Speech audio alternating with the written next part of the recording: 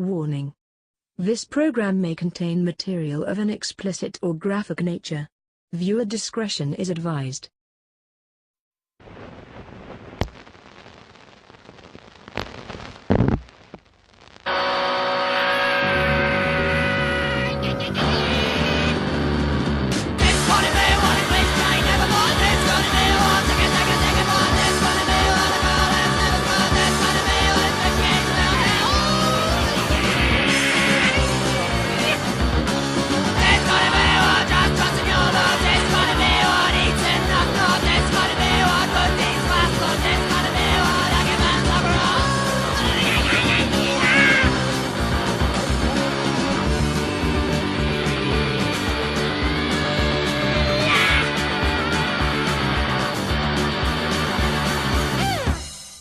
Broadcasting undead from the B ward, this is the Post-Mortem Show. I'm Dom.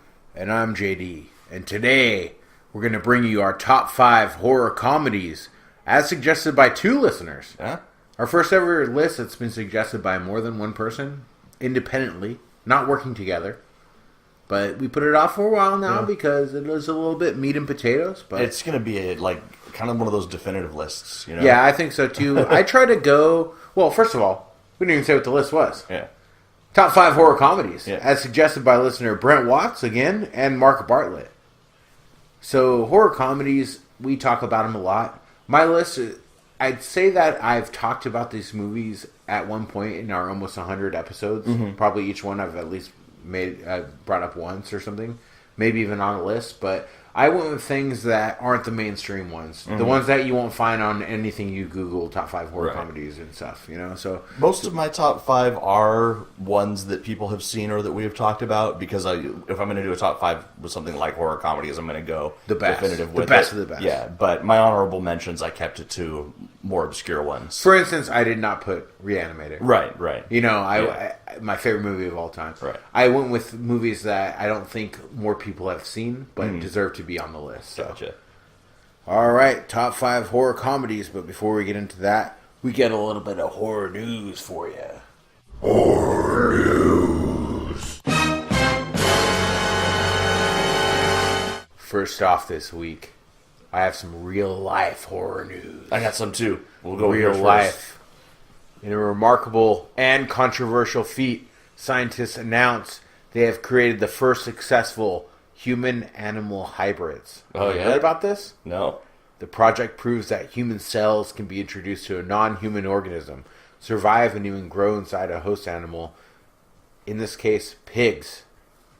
So they're making pigmen? They're making pigmen, like the fucking Subhuman song. When the pigmen come around. And they're going to use them to replace the police force. Pig Cop from Duke Nukem 3D. That's our rating system. Duke Nukem 3D Pig Cops. So, what they've said is that they call these creatures, scientifically, a chimera. Yeah. An organism that contains cells from 2 different species, kind of like the scorpion and lion wing guy, you know. Like the scorpion / the rock? Yeah, pretty much, yeah.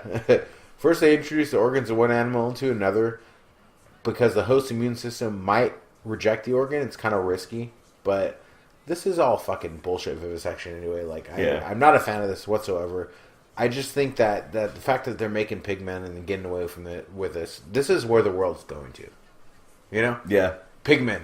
Gonna be running wild all over you, Dom. Pigomania's running wild. Yeah, no, the only kind of animal experimentation I'm down with is when you take a baboon and you give it PCP and Viagra and then you turn it loose on a child molester. That's the kind of experimentation that I'd say that's the official stance of this podcast. Yeah. I think me, you, Biff, we all agree. Yeah, definitely. It's a unanimous decision. Biff wants to take the PCP and instead and the Viagra. Give Biff. He's like, fuck that baboon. Yeah, I'm going to do it. I'm coming for you, Victor Salva. Viagra Biff. That's Viagra Biff. So that's a better rating system. All right. So I've got some bad news and some good news. The bad news is that Guillermo del Toro is no longer on to direct the feature adaptation of Scary Stories to Tell in the Dark. Not sure why, but the articles that I've read did say that the split was amicable, so I'm guessing it was probably a contractual dispute or something like that. The good news, though, is that Deadline reports that Andre Overdahl, who brought us the sleeper hit The Autopsy of Jane Doe earlier this year, as well as the way better than it has any right to be Troll Hunter, will be directing. I like both of those movies, especially Autopsy of Jane Doe. Yeah, I really like that. Troll Hunter, I mean, that should have been a fucking terrible movie. And it absolutely wasn't. It wasn't, yeah. So the movie is slated to go into production next summer with a 2019 release date. It'll follow a group of teens who have to solve the mystery surrounding the sudden and macabre deaths in their small town. So basically it's taking bits and pieces from all of the stories and kind of amalgamating them into one thing. Written by the Hagman brothers, who wrote the Lego movie, which is also something that apparently is way better than it has any right to be. Yeah, actually it is. I watched it with my I haven't kids, seen it. and it's the fucking Lego movie. Yeah. Why would that be good? But Yeah. I'm not going to lie, Dom. Got a little bit misty-eyed in the Lego movie. Did you really think that everything was awesome? I did. Yeah. I don't remember anything about it whatsoever. I haven't seen it. I just know the song from the kids singing it. But yeah, so we've got a director who has directed things that are way better than they should be. We've got writers who have written things that are way better than they should be. So we may just have something good here. I hope it's good. Yeah. I really do. So Halloween 2019 might be something you might be looking forward to. Oh yeah. Paramount has scheduled the movie adaptation of the 1990s kids horror anthology series Are You Afraid of the Dark? Will arrive in theaters October 11th, 2019. Nice. There's a release date for it. Nice. It co-writer Gary Dauberman, who retooled the script for the 2017 horror hit Draft by Cary Fukunaga and Chase Palmer, is writing the screenplay. So he's also going to produce it alongside Matt Kaplan. He recently penned the script for the Conjuring spin-off Annabelle creation and The Nun, and is going to be doing It Chapter 2 also. So Okay. he has he's mainstream horror, you know. It's going to be something that's going to be big. Right. You know, it's not going to change the world or anything, just like the It movie, you know, it's good. Right. Didn't change the world or anything, you know. So But yeah, it was very good. Made a lot of money. Broke some box office records. Yeah, and all that is good for horror. And Are You Afraid of the Dark will be a good way to introduce kids to horror if they haven't been introduced to it yet. Definitely, and it's good for horror movies to make money. You know, even shitty movies like the first Ouija movie, making money, it's still good for the genre because then more money will be funneled into making movies, and which eventually will be they good. Bring in Mike Flanagan to fix the franchise. Pretty much. Yeah. So if you guys haven't watched the original series, it's Nickelodeon. You know, I love it. It's not crazy or anything like that. But I rewatched it like 2 years ago. It's still good. For adult lens, it goes some fucking dark places. Yeah, it's still good. It's about the Midnight Society, a group of kids meet around a dark campfire to trade tales of terror. Each episode focused on a new scary campfire story, which was submitted for the approval of the Midnight Society. That's right. Usually focused on all kinds of supernatural things, from ghosts to witches, creatures, all kinds of voodoo. Yeah, so this is something I'm looking forward to because I'll probably take my kids to see it. Yeah, for sure. Yeah, hopefully my kids are not pussies by the time it comes out. Sabrina's getting better, actually. We're going to Clockwork Orange them. For real. Just put over the eyes. We showed the little girl Ghostbusters last weekend. Weekend before last. What about the librarian? I was like, this is the scariest part of the movie. If you can handle this, you can handle anything. And it happened, and she giggled. She was like, that was silly. Annabelle used to ask to watch Ghostbusters like every day. Yeah. Quoi? Ghostbusters? When she was like 2? Yeah. Ghostbusters. Yep. So, speaking of more awesome movies that are stupid, the Smart Sharks are returning. The Smart Sharks? Over this summer, Deep Blue Sea 2 filmed in Cape Town, South Africa. It has been announced that post-production is almost finished and the movie will be released in 2018. Here's why I'm excited. The movie is directed by Darren Scott, who directed Tales from the Hood. Okay.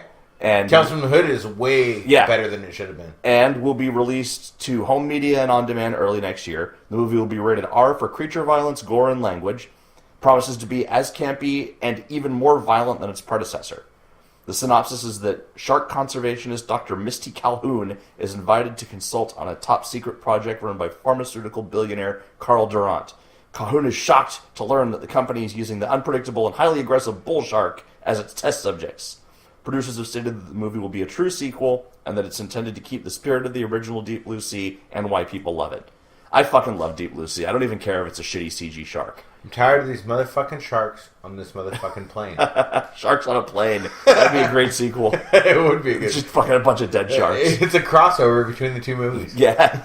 I'm excited for this. I love Tales from the Hood, and that director has an eye for the ridiculousness of the subject matter, and that's what made Deep Blue Sea great. Is like Rennie Harlan is a hack like 90% of the time, but there's this 10% where he fucking gets into his groove. And his Nightmare on Elm Street sequel was one of those movies. Long Kiss Goodnight was one of those movies, and Deep Blue Sea was. So I'm hoping the sequel lives up to it.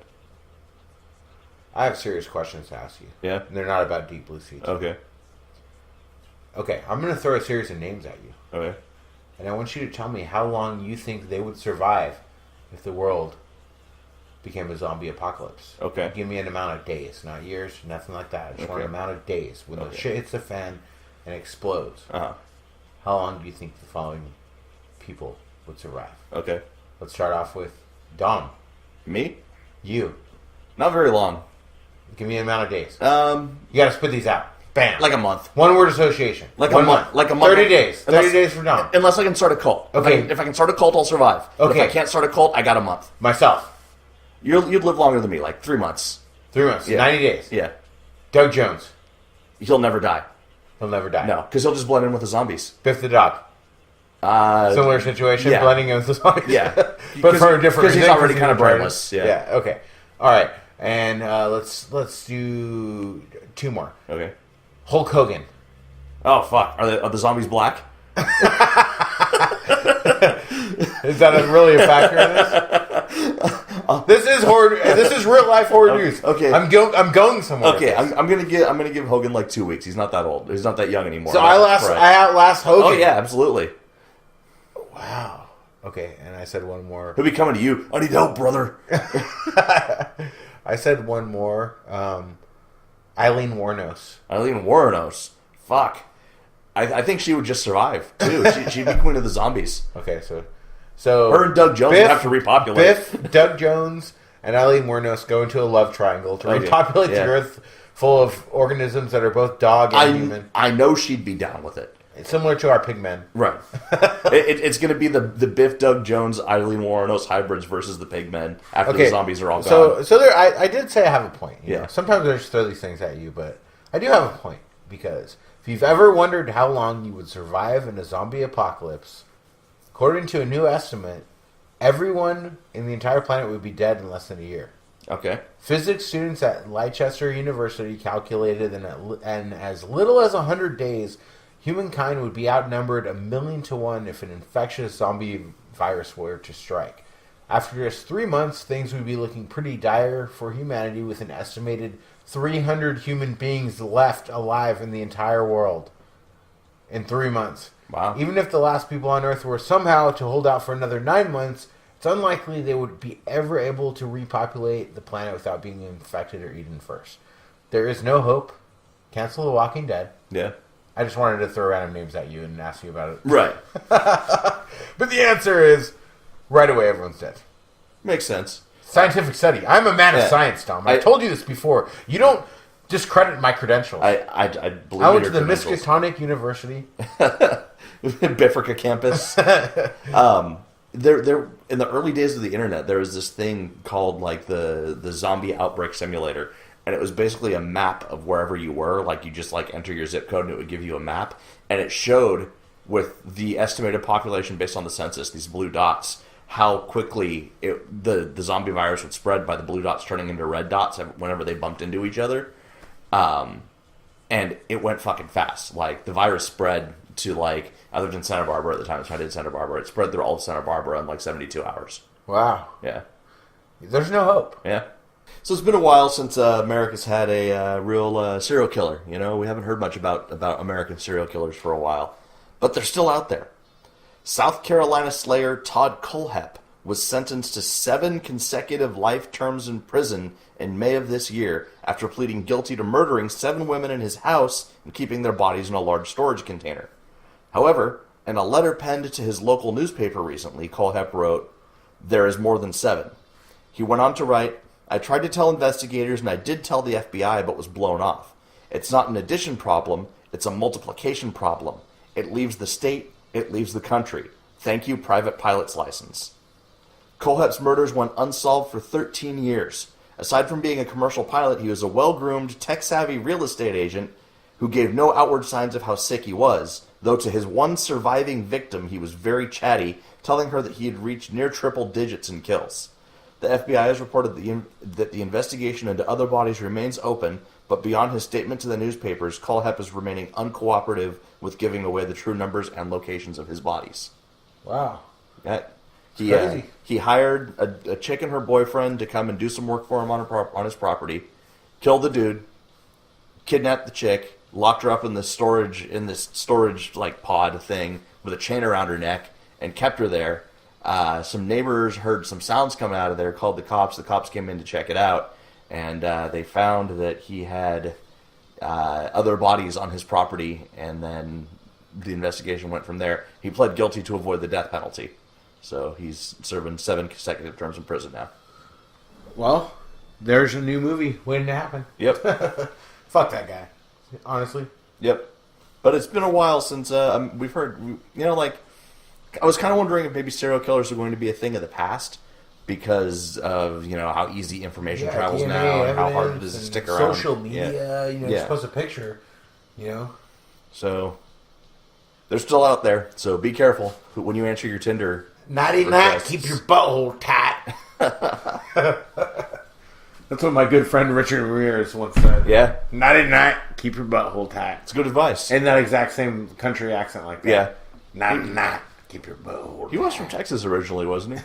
I don't know. I can't remember. Dom, you're asking the wrong person to remember things. You know that I have. Yeah. All right. What do you call it? What's that problem? Brain damage. Yeah. It's called brain damage. Drain bramage. So that's it for horror news. Yeah. We will be back with the good movie and the bad movie. And I have a fucking horrible movie. Oh, good. Yes. We'll be back after this. Hi, thanks for listening to the Postmortem Podcast. If you want to support us, go to our website at www.postmortemshow.com and click the Amazon link. By clicking on the Amazon banner, Amazon will give a small percentage of the purchase price of your item back to the Postmortem Podcast at no additional cost to you. That's right. It doesn't cost you any money.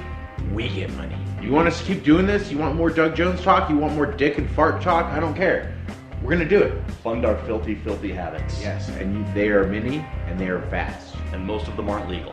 Yes. Click the banner. Just do it. Come on, don't be a dick. Give us money. It's time for the good movie. And the bad movie. All right, we're back with the good movie and the bad movie. And I have a fucking horrible movie. Yeah.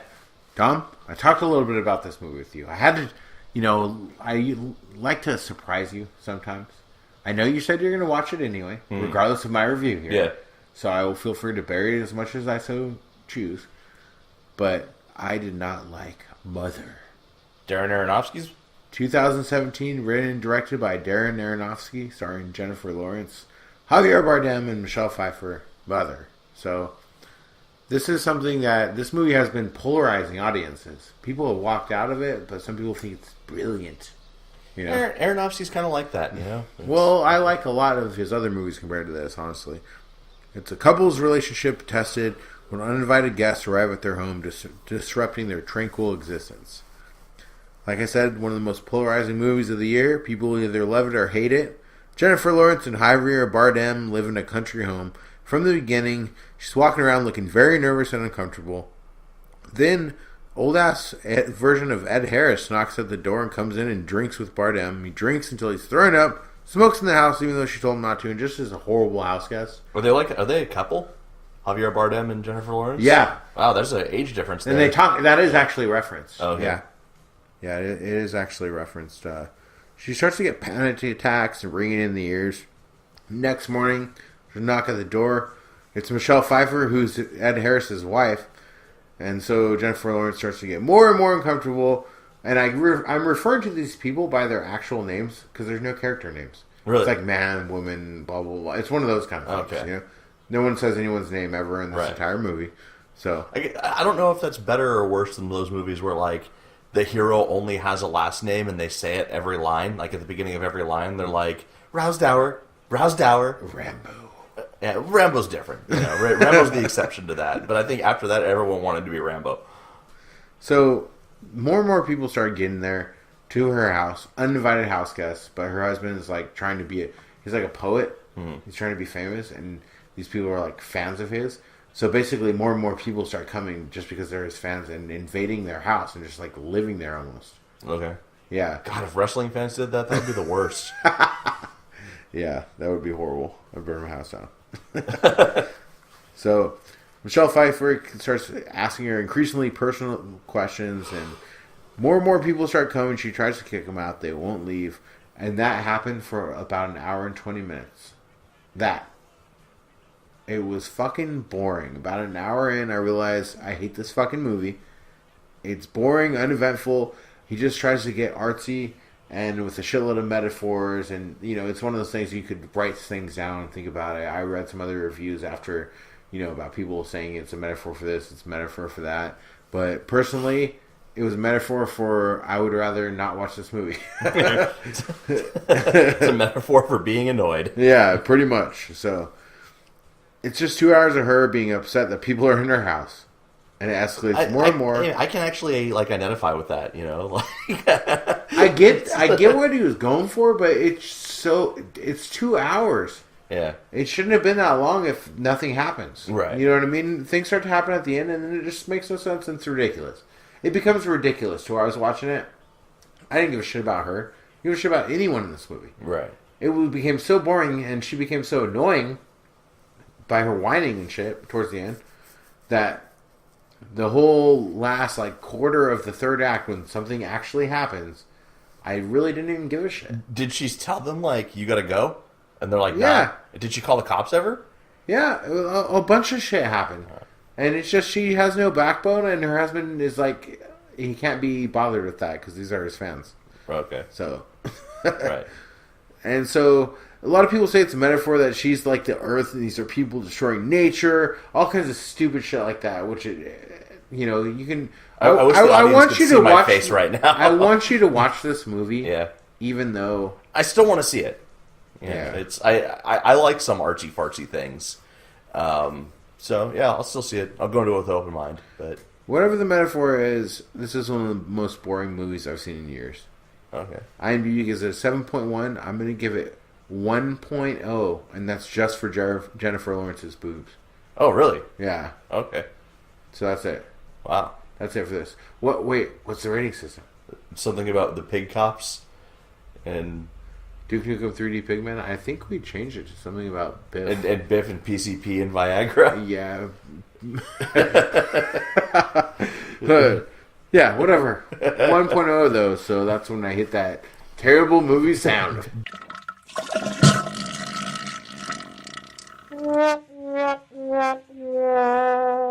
Biff pig hybrids with throbbing PCP erections. Oh no. All right. But yeah, Mother is a pile of crap. I was actually looking forward to it. I had all these it's called bad Mother reviews- with an exclamation point, isn't it? with a lowercase m also. Huh. Talk about, it's like a fucking Nicholas Winding Refn pretentious level. Yeah. You know, Well, it's very and- pretentious. The and, whole movie is.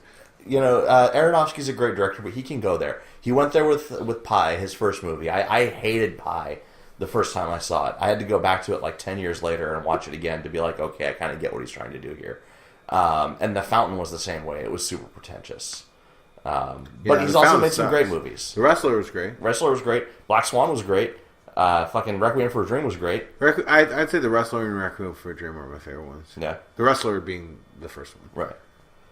All right. Well, my bad movie is nowhere near as bad as yours. It's a 2016 mystery/thriller directed by Peter Dowling, streaming now on Netflix. It's called Sacrifice. I've seen this pop up. Yeah. I had no interest. Yeah, I was like, and then I saw Rhoda Mitchell was in it, and I like her, so like I gave you it a like whirl. Silent Hill a Yeah, lot, yeah. yeah. So a surgeon and her husband moved to the Shetland Islands off the northeast coast of Scotland.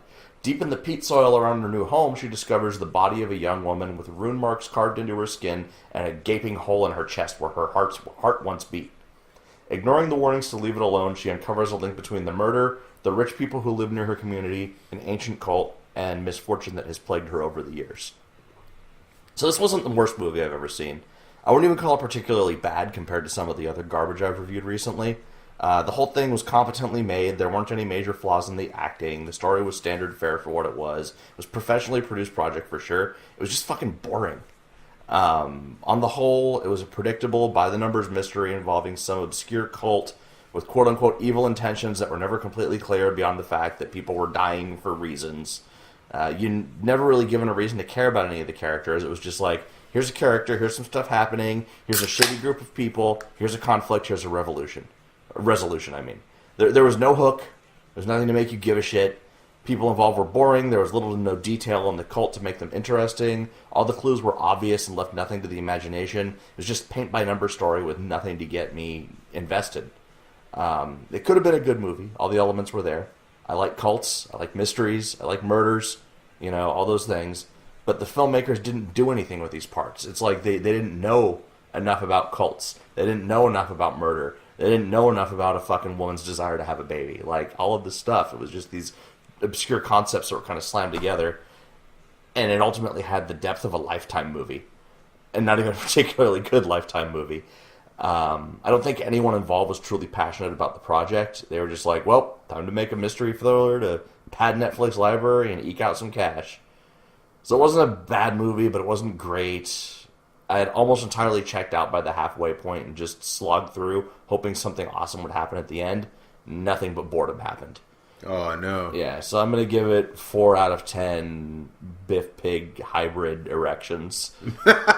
Biff Pig hybrid erections. That's where we're going, huh? Yep. All right. Whatever makes your bacon, Dom. Whatever makes my bacon sizzle. All right. Well, my good movie, I love anthology horror. Mm-hmm. I don't know why I waited so long to pull the trigger on this movie, but streaming now on Netflix, and has been for quite some time. It's a 2014 Mexican anthology horror movie called Mexico Barbaro. I started it, and then Mexico I fell asleep. Barbaro. But I liked what I saw in the beginning. Yeah. It's hit or miss. Uh-huh. But the good outweighs the bad. My problem is, like, I get stoned before I go to bed at night, and I usually watch movies before I go to bed.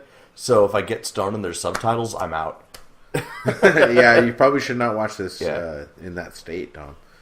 What's wrong with you? Insomnia. Insomnia without weed. I am not judging you, Tom. Of course. So, 8 Mexican directors unite to bring tales of the most brutally terrifying Mexican traditions and legends to vividly shocking life.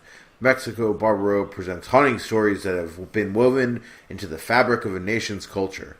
Some passed down through centuries and some new, but all equally frightening. Stories of boogeymen, trolls, ghosts, monsters, Aztec sacrifices, and of course the Day of the Dead all come together in urban and rural settings to create an anthology as original as it is familiar, and as important as it is horrifying. You know what this movie needed? I knew it needed right off the bat. It needed a host, and the host needed to be like an undead taco vendor. It is another tale from my taco truck. Tales from the taco truck. They all end in diarrhea. That's true. With that synopsis, dude, I honestly... That's why I avoided it for so long, because it puts itself over so much. Well, I avoided it because it was Day of the Dead shit, and I respect the Day of the Dead as a culture. I like the look and all that, but it's fucking played out, man. Everyone does it now. Well, it's a good thing that this movie is actually good. Yeah. So, Tizampatl, I think. Mm-hmm.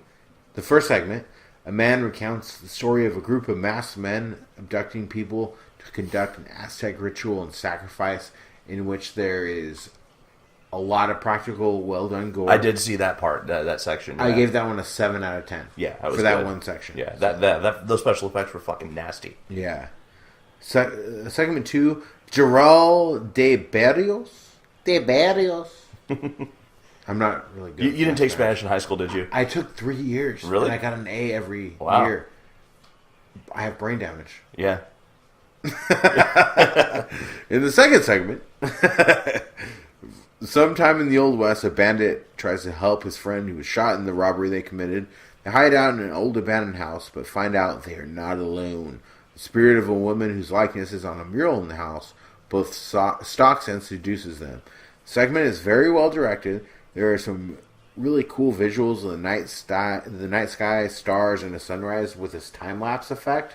And just the way everything looks, I give it an 8 out of 10. It's like a good Western horror. Yeah, it's like a Bone Tomahawk kind of. Yeah. Almost. Yeah. I'd say Bone Tomahawk is a little better because I gave that, I think, an 8.2 or something like that out of 10 for a whole movie. You know, it's easier to make a good short than it is to make a feature length. For sure. So that's a little bit of a different animal. But segment 3 is called Drina. A woman finds a naked dead man's body while hiking. His dead hand clutches a cigarette, which she takes and smokes. Then, for some reason, a strange puppet tells her she must drain her sister's vagina's blood within 12 hours, or it will suck her soul out of her anus. It's this little puppet, too. Does it look like Kermit the Frog? It just pops up. It kind of looks like a Plague Doctor mask. Okay. But it's a puppet. Okay. So she crushes up sleeping pills, harvests the blood out of her sister's vagina, but falls and cracks the cup open, thus splashing her sister's vaginal blood in her own face. All right. To end the segment. And I gave that one a 9 and that's it? It's a 9 out of 10. Yeah. I love that one. Yeah. It was very weird and funny and out of there and disgusting, and I liked it. So, segment 4, La Cosa Más Preciada. Getting a little better. Yeah. I'm getting into the very precious thing. Yeah. Yeah. Dom, you know Spanish? Yeah, I took Spanish like 2 years ago in college. A man and woman go to a cabin for a getaway. They're just about to fuck when an old man knocks and tells them they should leave. It's not safe. And then he jacks off and dies. Of course they don't listen. Next time, they're about to bang again. The same old man comes back telling them, don't leave your sandals outside. They're going to get stolen by these creatures in the woods. Then a cool practical effects demon thing comes and rapes her, set to romantic music, and then pukes all over her. Nice. Hey, skinny. With an awesome score, filmed with a filter to make it seem older. I laughed out loud multiple times, especially at the demon's boner, which is showed gratuitously over and over, going in her mouth. Penetration of giant demon boner, and it's done for laughs too. Yeah. So I get that one. Great for laughs. That's what we like here at Postmortem. Demon boner laughs. 9 out of 10. Segment 5. Lo que importante de los accidentes. The little girl is terrified of a homeless man who lives outside her house. She calls him the boogeyman, but her bitch of a mom doesn't believe her. She's too busy doting on her son, who's obviously a little pussy and her favorite. Doesn't care about the daughter. Then the boogeyman kills the son, eats part of him, and sells the rest of the hospital for organs for rich white people.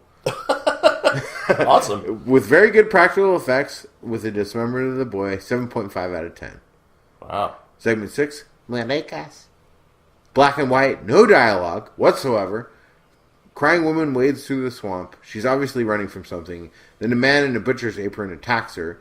Takes her back to his weird baby doll, like toy adorned shack, and makes a stew out of her arm and a fetus that he had already. And this was my least favorite segment.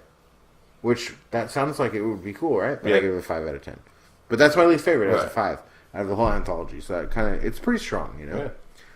Segment 7. Siete veces siete. Found footage of a morgue until some weird burn guy takes a guy's body with him in his pickup. He bites into some strange pulsating root, and he's kind of doing some kind of magic or something. Spits this green shit in his mouth right into the body, and the body comes back from the dead, but isn't quite right. It ain't quite right in the head. That corpse ain't right. No dialogue again in the segment. He has flashbacks of the killing of his family, and his face was burned, including death riding a burning horse, with some horrible CGI for the CGI fire on the horse and stuff. Don't do CGI fire. Yeah, just set the horse on fire. Fuck. No, don't set the horse on fire. Just don't do the fire. Yeah. You don't need to burn the poor horse. Don't do a burning horse if you can't make it look good. If you burn a horse, I will fucking come from you. I'll come for you from the fucking grave. I don't care if I'm already dead. If you're listening to this and I die tomorrow, I'm coming back for you. He's the Horse Avenger. I am the Horse Avenger. No, I don't approve of the burning the horses. Yeah. Why would you even tell our audience to do that? So, it's revealed that the man he brought back is not out of kindness. It's for revenge. That guy killed his whole family, all shit. It's very... The story's good, but it got a little too artsy, and the CGI really sucked, so I gave it a 6 out of 10. So, the last segment, Dia de los Muertos, which is the cover, the girl with the Dia de los Muertos, segment 8, Sugar Skull Strippers. It's a strip club full of these Dia de los Muertos Sugar Skull Strippers. Okay. Really rude American and Mexican customers being highly inappropriate to the girls. Then, in an almost Santanico pandemonium from Dusk Till Dawn moment, everyone stops because the song comes on and the one comes out. Right. Completely derivative of From Dusk Till Dawn. This whole thing, it's not vampires, but all of a sudden the main stripper bites the nose off of some guy and strippers start killing everyone. Awesome practical effects, but not an original concept. Right. It's obviously inspired by From Dusk Till Dawn without the supernatural element. Right. So I gave that one a 7.5 out of 10 because the effects were good. Okay.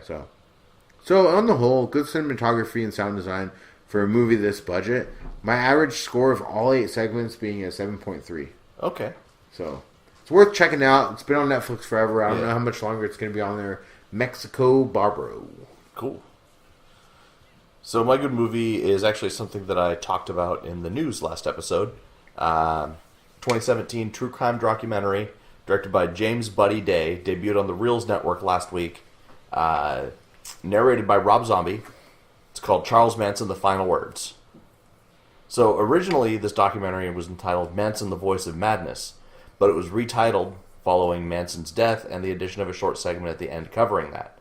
This documentary set out to change the conversation about Charles Manson and the Manson family, using newly released court documents and recordings, plus interviews with Manson himself, surviving members of the Manson family, friends that were associated with the group, prosecutors and law enforcement officials involved in the case, and journalists who covered Manson's story over the years.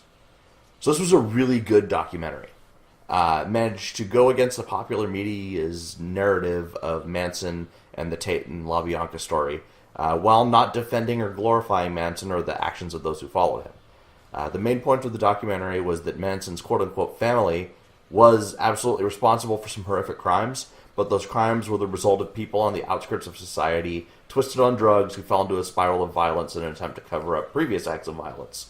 It breaks down the media narrative that this was the actions of some sort of satanic cult trying to bring about the end of civilization, and made it more the actions of some stupid people who got in way over their heads.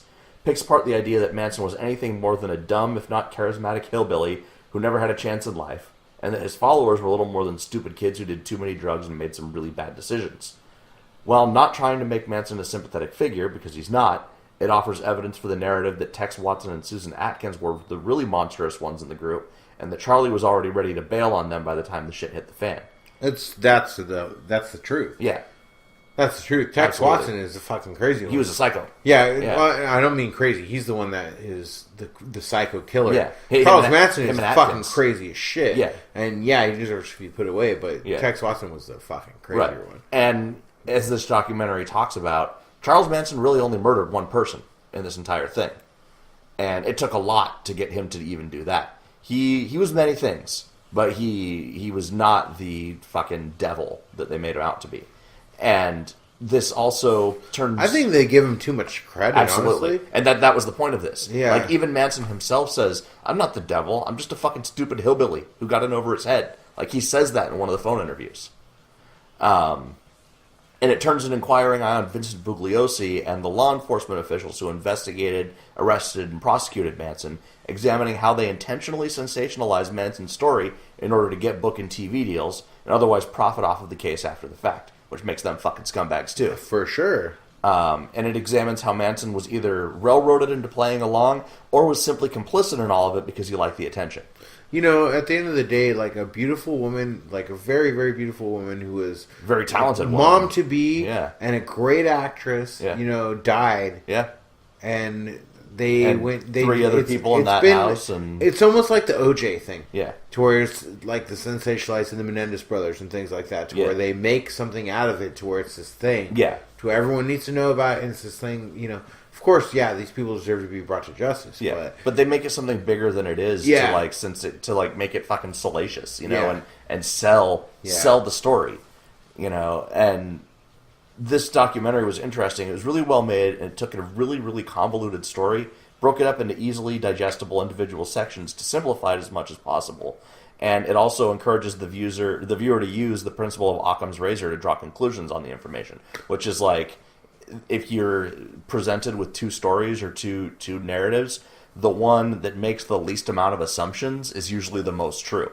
So, like, they had, like, a flowchart of Manson's story, which is fucking dumbass people doing a whole bunch of drugs, committing a crime, trying to cover it up by committing another crime, trying to cover that up by committing another crime until they're fucking way off their rockers. And then it shows, like, Vincent Bugliosi's story as a flowchart, and there's fucking lines going everywhere in fucking big crazy circles. And at one point they even asked one of the assistant, I think it was one of the assistant district attorneys who prosecuted the case, like, to explain it, and he just fucking went blank. And like, he wouldn't say, I can't explain it.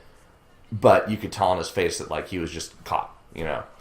You know what? This whole thing begs to be asking the question: what if a young Charles Manson, instead of being raped in a juvenile detention center, being born with no name, and being born as no name by a whore, what if he would have been in Stamford, Connecticut, and neighbors with one young Vincent Kennedy McMahon? Yeah, he could have been Little Spike Dudley. He would have been the greatest professional wrestling manager of all time. Fuck yeah. That guy could cut his character, his speech, Charles the Brain Heenan. Yeah. He could have been salvaged. He could have been a contender. He could have. So they kept the documentary interesting by mixing interview footage with dramatic reenactments of the events. Some of the enactments were a little bit hokey. That's one thing that detracted from it. Like, some of it I kind of like rolled my eyes at the enactments. But splitting up the footage of just, like, you know, like, all the interviews with Charles Manson were done over the phone. So it would just be like shots of, like, prison yards and then Charles Manson's voice. So, you know, bringing in some actors to kind of act out what was being described was, you know, it was a good idea. It just wasn't executed quite perfectly. Rob Zombie, though, as a documentarian narrator, was very good. I actually forgot that I was listening to him talk. Like, he just had. I really want to see this movie. Yeah, I really want to see it. He had a very professional tone and cadence and everything that he was doing. Like, he really, like, kind of studied the craft of narrating a documentary and did it well. Especially because of the fact that, like, I love House of a Thousand Corpses for one reason. Yeah. I also love The Devil's Rejects. Yeah. I kind of like Lords of Salem, even though a lot of people don't like it. I liked it a lot. I hate his Halloween movies and stuff like that. I hate his music. I'm very polarized on him. I like some of his movies, not others. I don't like the music. But he also seems like a very, very intelligent guy. Yeah, well, he's a super smart dude. And a cool guy, too. Loves horror and is a vegan. Like, I think the two of you would get along real well. Probably, yeah. I actually really like his music. I've been a fan of his music since White Zombie. I just want to know that after we're done recording, if you'll just come to the back of my bifula.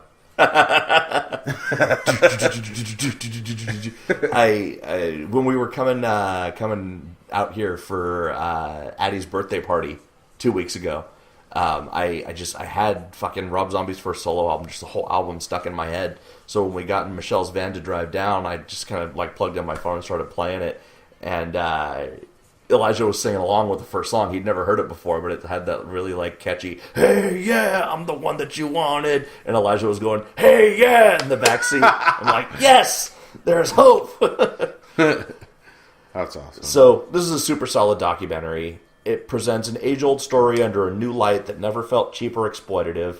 It holds its subjects accountable for their actions on both sides, but also tries not to sensationalize anything or fearmonger with its subject matter.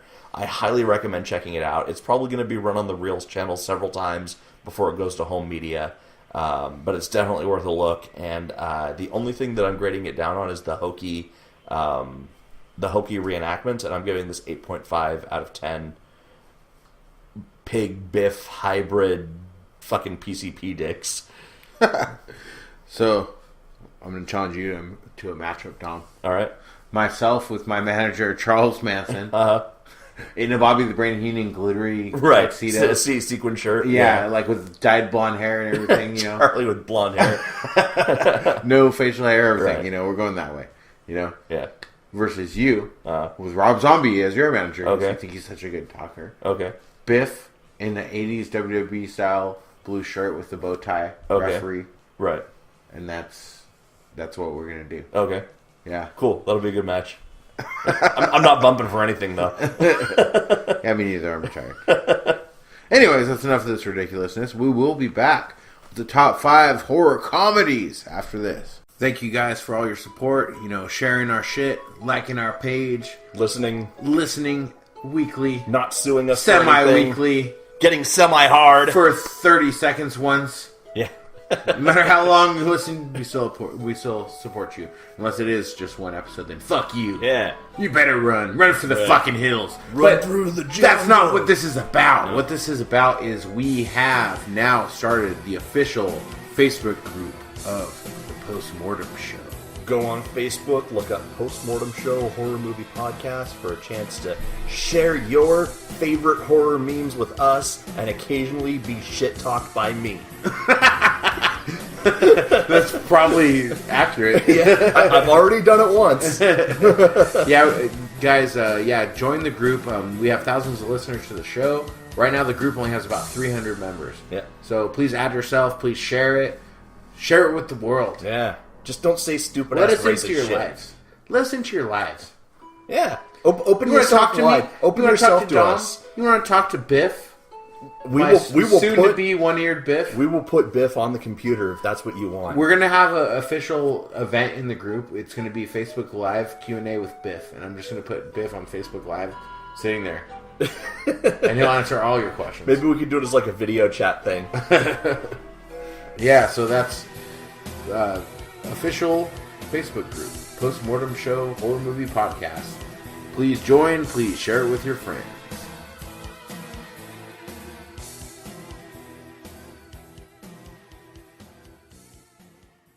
And we're back with our top 5 horror comedies. Yeah! Stab. Really? Yes. Is that the at the movies? That- Suggested by Brent Watts and Marc Bartlett. We appreciate you guys sending in your list because I don't have a top 5 for each of these people though because they did not give me their top 5. They just suggested it. They just wanted to be educated. They just want to know about some horror comedies that we like, and we appreciate you guys sending in your list. Sorry it took so long to get to it, but we've been a little bit backed up, and it's one of those meat and potatoes lists that we kind of want to stretch those out. We get something juicy like this, kind of want to stretch it out. That's right. You know? That's right. I want to stretch You out don't want juicy to bust things. your nut within the first 30 seconds of the podcast. You want to stretch it out for years. That's right. You want to stretch it out for 95 episodes. Oh, wait, I'm there. Oh! Now we're done. Yeah, top 5 horror comedies. Dom, why don't you start us off? I'm starting with a tie. 2 Chinese horror movies. You've seen one of them. I've showed it to you. It's a combination. The tie between Mr. Vampire and Spooky Encounters. They're very similar movies, and there's not one that's better than the other. But these are fucking ridiculous Chinese hopping vampire movies where, you know, they use like the fucking Chinese opera style kung fu, but for like physical comedy. Yeah, and it is pretty ridiculous and it's funny. You Yeah. know? It is. You know what it kind of reminded me of was like Versus. Yeah. Like that's like played for laughs too. Yeah. It kind of reminded me a lot of that, and I really like that. Yeah, it's a You similar know? school, and you know But it's more ridiculous, Yeah. like watching a kung fu movie. You know, Yeah, and it's ridiculous. It's not realistic. You know, right. It's rooted in Chinese legend, where in China they call their vampires Jiangxi, which literally means hopping corpse, and they're dressed in like old period Chinese like Qin dynasty robes, and they fucking hold their arms straight out in front of them like the mummy and hop everywhere that they go. And they also have that in that early '90s bop it Yeah, tied to their ankle. Yeah. First you bop it, and then you twist it, and then you jump Then it, you skip it. and then you skip it. They're on pogo balls. I fucking hated pogo balls, man. They always looked like they were having so much fun with them on TV. Then you get them, like you get on one, and you'd either break your ankle or they would just go flat under you. Yeah, Bullshit. pretty shitty. It's also because we were both obese. Yeah, I was actually a really skinny kid. I was not an obese child. That didn't happen until I did cocaine and then stopped. I was 2'3", 475 pounds. Wow. You were built like a rectangle. I was built like a beanbag.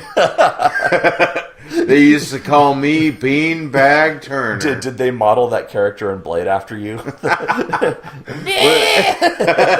And also the light would hurt me as well. I was more like that chicken slither, though. It was more like flesh. Right. Amorphous flesh.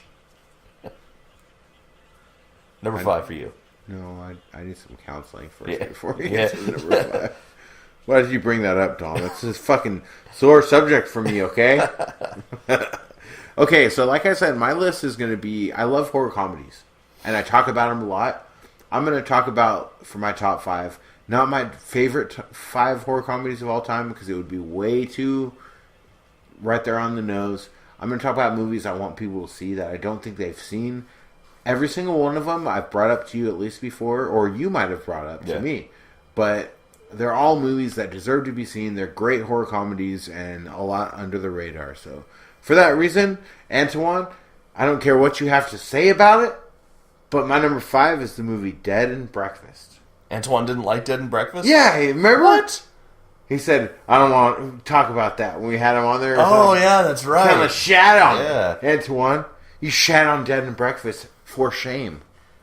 For shit shame. Dead and Breakfast we're is shit awesome. shaming you. It's a horror comedy. It's got a great villain who's like the dork you feel bad for, but he comes back.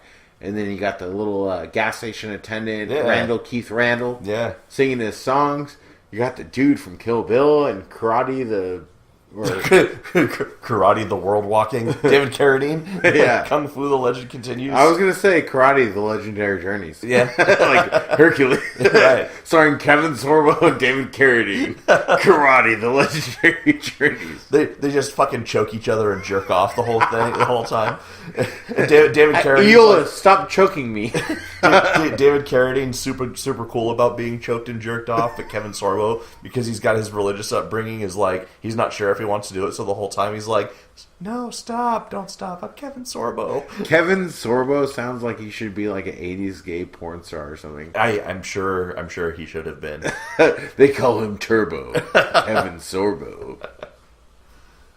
All right, so I went with more of the rank and file ones for my top 5, because this is my definitive top 5, and then I'm gonna bring up the obscure ones in my honorable mentions. My number 4 is Beetlejuice. Oh yeah, all my honorable mentions because I don't want to go so on the nose with mine. Probably the first horror comedy I ever saw that I can recall, and it's just a fucking brilliant movie. It's Tim Burton's fucking landmark movie. Oh, it's his best movie by far. Nothing touches it. Edward Scissorhands, close second, I would say, for his. Not even close, but all his other shit is not as good as Beetlejuice. You know, maybe Beetlejuice.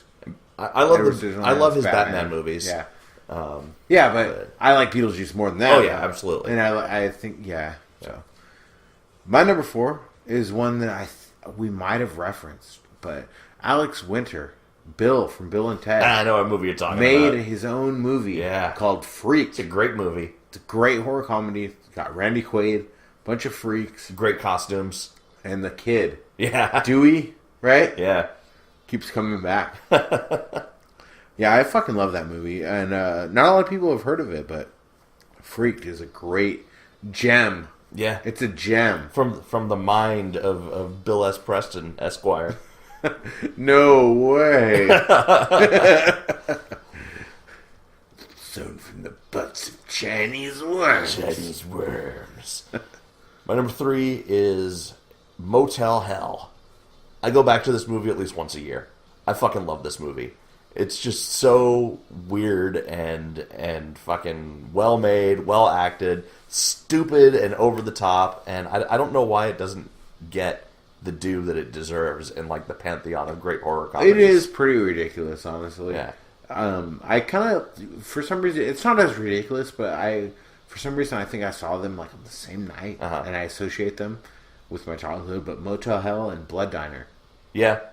I think of them very similarly, like in my head. I associate it with Nothing But Trouble. Because, I can see that too. Because I think I did see them at the same time. Because I saw them and Lair of the White Worm all at the same time, and I associate all of them together. You can be Boba, I'll be Little Devil. Yeah, we'll do it. Go take a shit in the junkyard.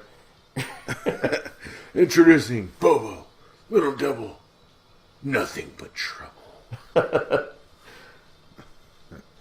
All right, number 3, huh? Yes. My number 3, we've talked about this. I've even had a sound clip on the show. It's a movie that not a lot of people have seen. It's the best vampire movie of all time. And the best portrayal of Van Helsing. It is. Modern Vampires. Great movie. Casper Van Dien. Yep. Horrible in this movie. Casper Van Dien, not the focal point. The Crips. Yeah. And Dr. Van Helsing. The relationship between the gangsters and Dr. Van Helsing from olden times is awesome. Yeah, it's a great movie. They fuck the demon or they fuck the vampire in the demon state and become vampires as well. Yep. And the whole thing, they feed on human blood, they feed on pain, blah, blah, blah. They sound like us. Yeah, that is my second favorite vampire movie.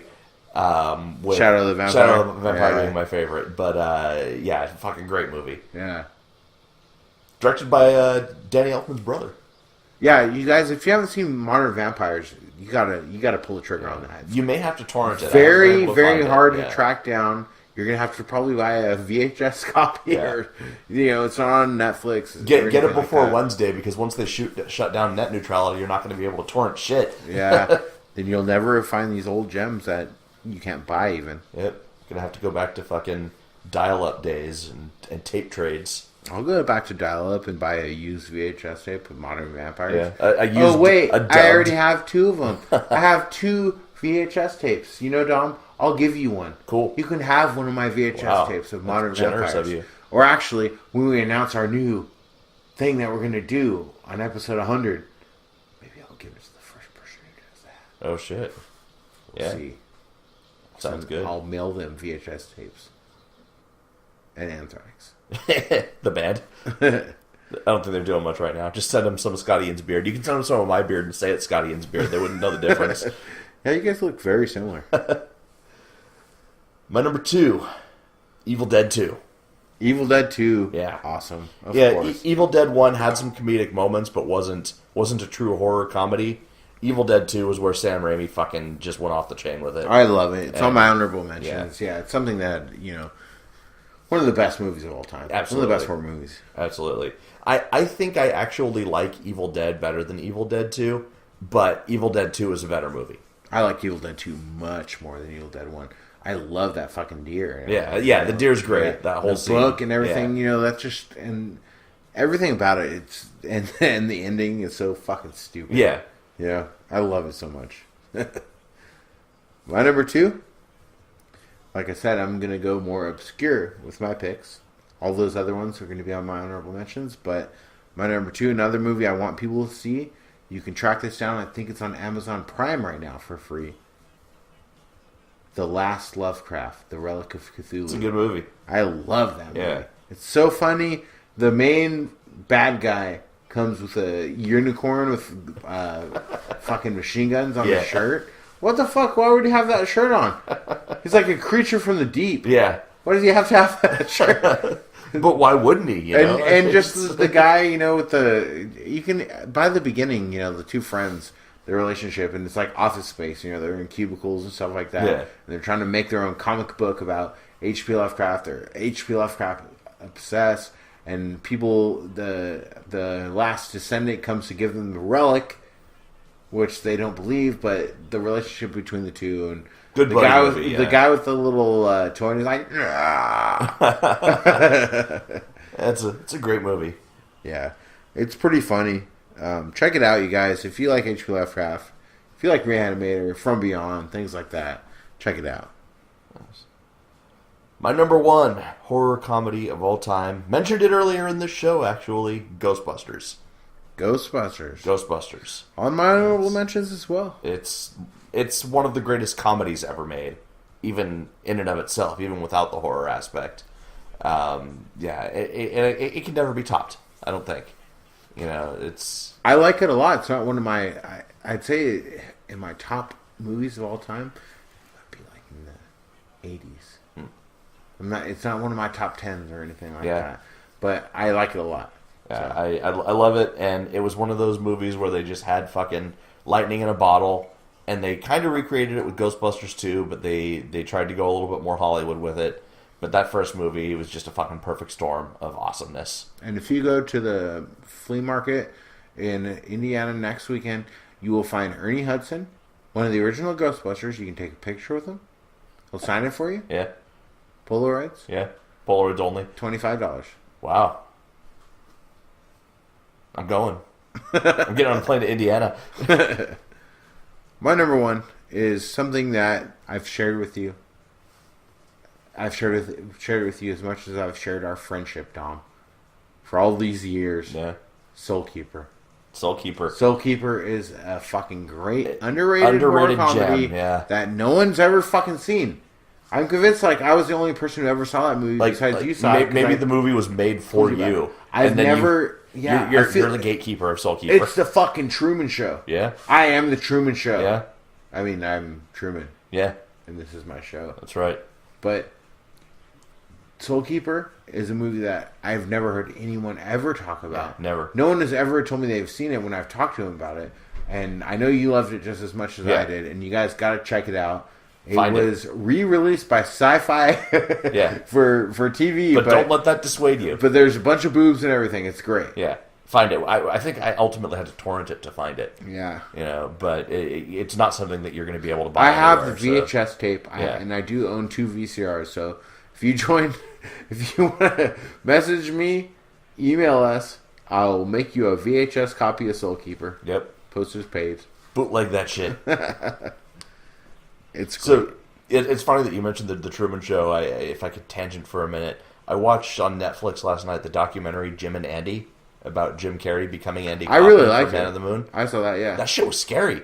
Jim Carrey is fucking insane. I love Man on the Moon. I love Andy Kaufman. I have a Andy Kaufman obsession. I've seen all the YouTube clips and all the old stuff he used to do in Memphis and all that shit. Yeah. And I really like him a lot. And I have the DVD of his Carnegie Hall performance. The one that they parody kind of in that movie. Yeah. Watching Jim Carrey fucking become someone else, man. That guy... And he was, even when he was doing his interview years later, he's talking about, when I was with Andy. Yeah, when I was Andy. He was channeling ghosts or something. It was fucking weird. Yeah, there's Jim Carrey's... I didn't realize that Jim Carrey was that fucking nuts. Shakaka. I'm practicing my mantra! Bumblebee tuna, Dom. Yeah. Bumblebee tuna. I guess in order to do what Jim Carrey did, at least early in his career, and convey that level of madness, you have to have, some, not even a spark of insanity. You have to have, a fucking blast of insanity. Oh, I'm sure he's crazy. Yeah. So, before we go into honorable mentions, I want to give a special shout-out. This isn't really my zero. It's just something that I've mentioned before, but it needs to be mentioned again, because not a lot of people know about this. But I want to talk about the body of work of one Chris Seaver and his company, Low Budget Pictures. He made a series of... Him and his friends made a series of really, really shitty, hilarious homemade horror movies under their moniker Low Budget Pictures. Released some of them through early Netflix really early on, and then you were able to get some of them from his website for a while. And they've kind of disappeared off the face of the planet. But he made these, the series of movies, Mulva the Zombie Ass Kicker 1 and 2, Filthy McNasty, Terror at Blood Fart Lake. All of these movies with this weird fucking insane revolving cast of characters, kind of like a Trauma kind of thing. Yeah, and Lloyd Kaufman was actually a fan of his work, and Trauma redistributed some of his better movies. But they're really hard to find now because when Chris Seaver had a kid, he was doing this thing called Warlock Home Video for a while, where he would redistribute people's movies if they made their own horror movies, but they were made on VHS. He would distribute them through Warlock Home Video. And that kind of fell through, and then he had a kid, and he kind of fell off the map for a little bit. But if you can ever get your hands on a low-budget picture movie, they're all fucking hilarious, and it feels like you're watching a movie that your friends made that's good. Like, you just kind of, it engrosses you and sucks you into this fucking world of fucking dick jokes, and it's just it's I gotta see some. I know Amazon has Filthy McNastiest, but that's the only one, right? Yeah. Why? That's like the third it's one. Like, yeah, because there's Filthy McNasty, Filthy McNastier, and Filthy McNastiest. And Filthy McNasty and Filthy McNastier are good. Filthy McNastiest was when he started, like, not caring so much about it. But he's made, like, probably a dozen movies, and they're all feature-length. Okay. And they're all fucking low-ass budget. Any money that he spent on Stage Blood. Yeah. And the rest of it is just him and his friends fucking making dick and fart jokes and playing weird-ass characters. Yeah. And it's great. That's cool. Yeah. All right, honorable mentions. My first one is Black Sheep. I like Black Sheep. Yeah. Yeah, it was a good concept. Yeah, very good concept. Better than it had any right to be. Yeah. Also, Bubba the Redneck Werewolf. Of course. Great written comedy. by Stephen Biro. Yeah. Very strange that it's written by him. Yeah. Not so much into the comedy aspect of horror movies. But he pulled it off. He did. A movie from the 80s called High Spirits. I've never seen that. It's about a haunted hotel in Ireland and all of the ghosts that are there. And it's it's one of those like Carol Kane vehicles. I think she's in it. A lot of the big 80s comedians were involved in it. I think Martin Short has a cameo in it. But yeah, it's just a really good, solid fucking ghost comedy. House, another good late 80s, early 90s horror comedy. And Housebound, which... I love Housebound. Yeah, it was on mine as well, yeah. May or may not be on Netflix anymore, I'm not sure. I think it is, so... also still on Netflix, something you gotta check out if you haven't seen it, John Dies at the End. I still never watched that. Great fucking movie. Really? Yeah, great movie. I gotta watch it. Weird movie. Doorknobs turning into dicks, fucking Lovecraftian monsters that get into your brain through this drug called soy sauce. It's like Naked Lunch if it was funny. Okay. Yeah, I'll check that out then. Nothing But Trouble, we mentioned that. Slither, we've mentioned that before. Human Centipede 3. Yeah. Of all of the movies, that's the funniest one. Yeah, I love it. Yeah. I love the Warden. Yeah. I love the Warden, and people talk shit about Human Centipede 3. They think one is the best, but he is so fucking ridiculous. One is like a serious movie for as serious as that concept can be. That's one of the craziest characters of all time. Absolutely. Yeah. Yeah. Especially like characters in a position of power. Yeah. That abuse it, that are crazy. Yeah. You know? And I feel like the actor that plays him, that German guy, has like some sort of like similarity to Tommy Wiseau. He's like Tommy Wiseau if Tommy Wiseau was good.